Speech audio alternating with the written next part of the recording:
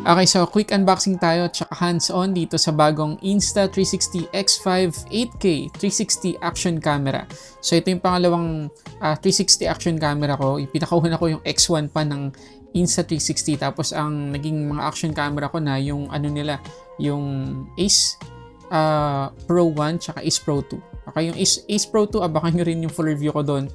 Tsaka yung bago nilang release na Go Ultra. So, magkakaroon din tayo nandito sa channel. So, abangan nyo yun.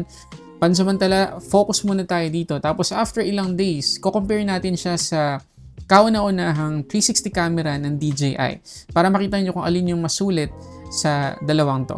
Okay? So, doon muna tayo sa presyo. So, sa Insta360 Philippines, sa Lazada, if ever na X5 lang yung gusto nyo bilhin, 32,990 pesos yung presyo niyan. Tapos, may isa pa tayong color option, yung color white.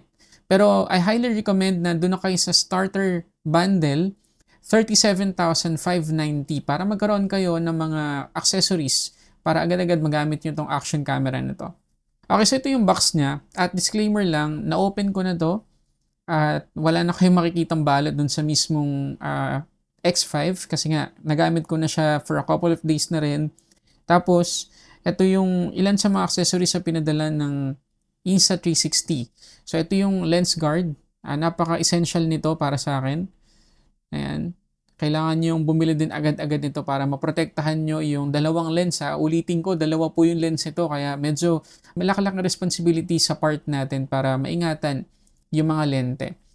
Okay, so yung box ay ganyan. Makikita agad natin yung itsura ng X5 sa harap. Meron dito mga top specs, tsaka top features. Tapos sa likod, yung mga sample shots or sample scenarios na pwede nating, kung saan pwede natin gamitin tong X5. Tapos meron ulit dito ilang top pictures. Tapos magnetic yung box. Pag open, yung X5 agad yung makikita natin. Yan. Tapos meron tayong maliit na box dito. Pero ito munang 360 or X5 yung damputin natin. Kita nyo naman. Ang kapal, di ba? Tapos ang rugged na talaga ng itsura ngayon compared noon. Sobrang ganda ng design. Mamaya, pag-usapan pa natin yung design ng camera na to. Tabi ko muna. Tingnan natin yung isa pang maliit na box dito. So, sa loob nito, meron tayong pouch. Yan, pwede natin ilagay dito yung ating X5 kung hindi na natin ginagamit para mas protected siya. At sa loob niyan, nandito yung ating mga cables kasama ng USB-C to USB-C cable.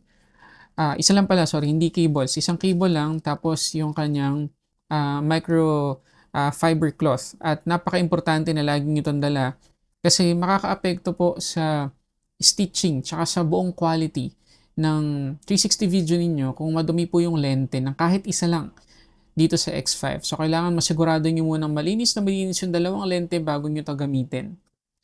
Tapos, wala na. Makikita maliban dito sa documentations tsaka stickers. Tapos, meron tayo ditong bullet time selfie stick. So, pwede siyang maging normal na selfie stick. Pero, kung gagamit tayo ng bullet mode, ayan, pwede siyang yung tutupi. Tapos, pwede siyang paikutin. Tapos, slow-mo. Para maging, o makakuha tayo ng napaka-unique na shot. Okay? So, sige, open na rin natin para makita nyo yung mismong itsura nito. Okay, ito siya. Ayan. Diba? Maikli lang siya eh. Ayan. Pero pwede natin siyang gamitin as selfie stick. So, ito yung bullet time selfie stick 2.0. So, pwede siyang gawing ano na agad, selfie stick. Ayan, no? Diba, maikli lang, madaling ilagay sa bag natin. Pero, kapag in-unlock natin to, ito yung sinasabi nila na bullet time, mahahatak natin ganyan, and then, gaganyan natin, tapos pwede na nating paikutin. Tapos, merong bullet time mode yung X5 para magkaroon tayo ng 360 tapos naka-slow mo. Tapos, mahaba siya guys. Ilak ko lang. Mahaba siya kapag hinila natin. Ayan, no? Napakahaba. So, ang dami natin pwedeng magawa. Dito pa lang sa accessory na to. Tapos, meron din tayo ditong extended edition selfie stick. So, napakahaba naman ito guys. At kung gusto nating makakuha ng parang drone shot na video, yung mga napapanood natin ngayon sa TikTok, sa YouTube na wala naman drone pero ang taas nung kuha. Tapos parang pag ganun, ito yung ginagamit nila. So again, sa Umpisa, napakaikli po nito pero sobrang haba nito guys. 300 centimeter. Ganun yung haba niya. Tapos ang kapal, napaka-sturdy. So, ito yung dalawang selfie stick na pwede nating gamitin para makakuha tayo ng mas madaming mga unique shots gamit yung X5. At ang isa pa sa malaking upgrade na ginawa ng Insta360 dito sa X5 ay replaceable na yung lens. So, if ever na mabagsak natin itong X5, nabasag yung isa sa mga lente, meron na po silang replacement kit kung saan tayo na mismo yung pwedeng magpalit ng lens. Ayan, may tools na yan sa loob.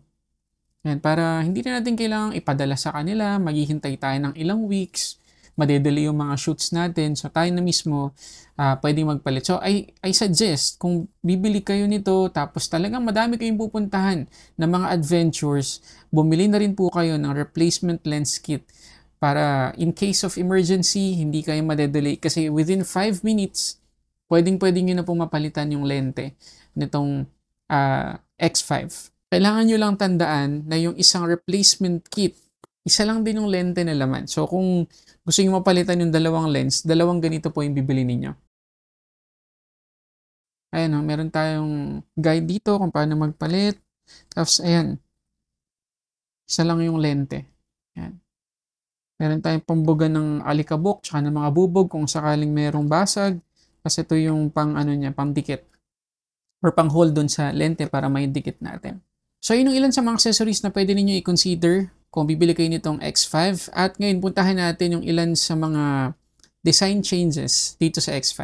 Okay, una sa lahat, kagaya na sinabi ko kanina, napaka-rugged na po na itsura at mas mabigat siya ngayon kasi malaki na po yung battery na inilagay nila dito. So, kung gusto natin mapalitan yung battery, ayan, i-unlock lang natin dito sa gilid. Ayan, tapos yung capacity po ng isang battery ay 2,400 mAh at napakatagal na po nang aabutin ng battery na to sa isang charge. Pero mas maganda bili kayo ng extra para hindi kayo kapusin. Tapos kapag natanggal na natin yung battery, tsaka natin ma-access yung micro SD card slot. Ayan. At suggest ko na rin sa Insta360 na rin kayo bumili ng SD card ninyo para eksakto yung speed para dito sa X5 ninyo. Tapos dito sa kabilang gilid, makikita natin ang ating speaker, tapos yung ating power button, tapos yung ating customizable key, tapos ito yung ating charging cover or yung USB-C cover. Ayan yung USB-C. Ayan.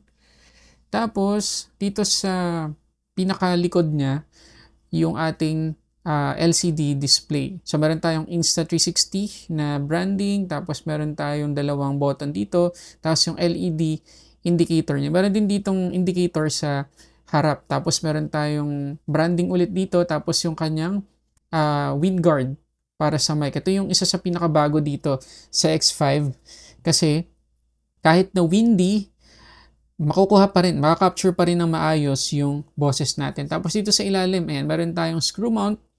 Ayan, at pwede tayong maglagay ng ibang accessory dito sa may ilalim. So, turn on natin. Pakita ko sa inyo ilan sa mga mode na pwede ninyong i-select dito sa Insta360. So, sa ngayon, ayan, single lens mode ako. Mamaya papakita ko sa inyo yung quality.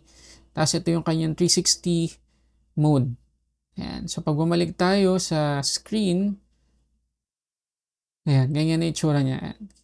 Pwede na nating galawin dito. Ayan. Tapos dito naman, pwede tayong mamili ng resolution. Ayan. Pwede nating enable yung adaptive tone. Yan yung pinakabagong feature ng X5. Ayan, summer update ng Insta360 sa kanilang mga action camera. Tapos, punta tayo ulit dito. Meron tayong pure video kung sakaling low light yung condition ng ating kukunan. Meron din tayo ditong Insta frame. Ayan. So, ang gagawin niya ay mag-shoot siya ng 360 na video. At the same time, meron siyang isang flat video na kukuhanan. Ayan. Maganda to kung sakaling hindi tayo makapag-decide kung 16:9 or 9:16 yung ating shoot or kung anong mga angulo yung kailangan nating i-record. Yan po yung piliin nating mode. Meron din tayong time-lapse, time shift.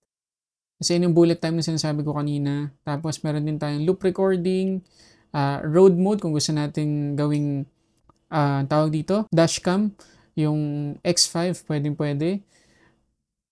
Meron tayong star-lapse, burst, interval, at photo. Okay? Tapos sa single lens, ganyan din, may video tayo. Tapos ang pinakamataas na resolution na pwede nating ma-record dito ay 4K 60 FPS. So yun yung ilan sa mga pwede ninyong magamit na modes dito sa X5. So pakita ko sa inyo yung simpleng sample video kuha dito sa X5. Okay, so ito ngayon yung sample na video recording dito sa single lens mode ng Insta360 X5. So yung field of view natin ay linear, tapos 4K 30 frames per second yung video recording natin. So ito yung testing na ginawa natin sa ngayon kasi gusto kong malaman kung pwede ba natin gamitin itong X5 as normal vlogging camera. Kasi syempre 360 action camera to, normal na yung default na function niya ay mag-shoot ng 360 or 8K 360 video. So yun yung talagang curious ako nung napadala to sa akin ng Insta360. Pwede pa siyang gamitin as normal na vlogging camera. And the answer is yes. Kita nyo naman, wala masyadong distortion kapag linear yung field of view na pinili natin. Tapos yung color profile pala natin ngayon ay default. So kung ano yung normal na kulay or yung sinet na timpla na kulay ng Insta360, ito ngayon yung nakikita ninyo. Pero naman siyang flat mode or color profile kung gusto niyo mag-color grade. Pero huwag niyo kakalimutan na 8-bit pa rin itong Insta360 X5. Tapos isa pa maganda rito, yung focal distance niya ay napakalapit po. Hindi kagaya sa ibang mga action camera na kailangan i-stretch mo yung kamay mo para lang maging malinaw yung kuha sa'yo. Ngayon, hindi masyado nakastretch yung kamay ko, pero malinaw pa rin. Tapos hindi wash out yung background natin. Kita nyo naman kahit na sobrang liwanag ng labas natin. Okay. So guys, ano masasabi nyo dito sa sample na 4K video recording natin sa single lens mode nitong X5? Sa ngayon yan muna yung mapapakita ko sa inyong sample footage kasi gagamitin pa natin to sa ibang mga scenarios at i-compare natin dun sa DJI Osmo 360. Okay? O nga pala, yung audio na naririnig nyo ngayon ay kuha mismo dito sa built-in microphone ng Insta360 X5. Okay, so comment kayo dyan, ano masasabi nyo dito sa sample 4K video recording natin. Okay, so yun na muna yung mga gusto ko i-share sa inyo tungkol dito sa Insta360 X5, ang pinakabago nilang 360 action camera. At abangan nyo yung pag-compare ko dito at saka dito sa pinakabagong 360 camera ng DJI. Ito yung Osmo 360. So, alin kaya sa dalawang to yung mas sulit, mas maganda yung quality? So, abangan nyo yan sa comparison na gagawin natin. Pero sa ngayon, anong masasabi nyo dito sa X5? Comment kayo dyan.